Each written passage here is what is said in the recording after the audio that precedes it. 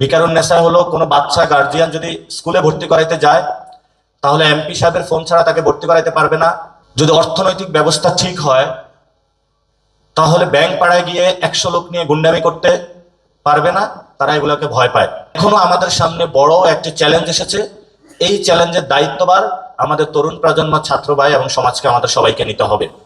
যদি আমরা নিতে পারি তাহলে হয়তো বা পেশি শক্তি যারা বাংলাদেশকে যে স্বাস্থ্য ব্যবস্থা ঠিক করতে চায় না তাহলে তার হলো টেন্ডারবাজি বন্ধ হবে। এডুকেশন সেক্টর ঠিক করতে চায় না তাহলে দলের লোকদেরকে চাকরি দিতে পারবে না। ভিকারুন্নেসা হলো কোনো বাচ্চা গার্জিয়ান যদি স্কুলে ভর্তি করাইতে যায় তাহলে এমপি সাহেবের ফোন ছাড়া তাকে ভর্তি করাইতে পারবে না।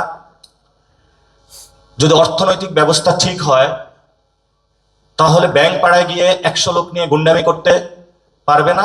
তারা এগুলোকে ভয় পায়। ভয় পাওয়ার কারণে এখন বাধা দিচ্ছে। Bashundhara public school and college 2026 শিক্ষাবর্ষে ভর্তি চলছে।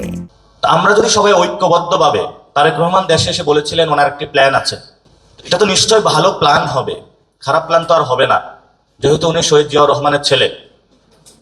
তা আমরা আশা করব ওনার প্ল্যানের মধ্যে আমাদের শহীদ ওসমান হাদি ভাই যে ইনসাফের কথা বলেছিলেন, ভারতীয় আধিপত্যবাদের বিরুদ্ধে কথা বলেছিলেন, সেই প্ল্যানের মধ্যে যাতে এটা অন্তর্ভুক্ত থাকে। ওই প্ল্যানের মধ্যে যাতে কিভাবে বাংলাদেশে চাঁদাবাজি বন্ধ করা যায় ওই প্ল্যানটা যাতে থাকে। ওই প্ল্যানের মধ্যে কিভাবে টেন্ডার সন্ত্রাস বন্ধ করা যায় যাতে ওই প্ল্যানের মধ্যে থাকে। যদি ওই প্ল্যানের মধ্যে না থাকে তাহলে এই প্ল্যানটা আমরা মনে করি বাংলাদেশের জন্য না, অন্য কারো স্বার্থ সংশ্লিষ্ট হয়ে এই প্ল্যানটা বাংলাদেশে প্রবেশ করবে।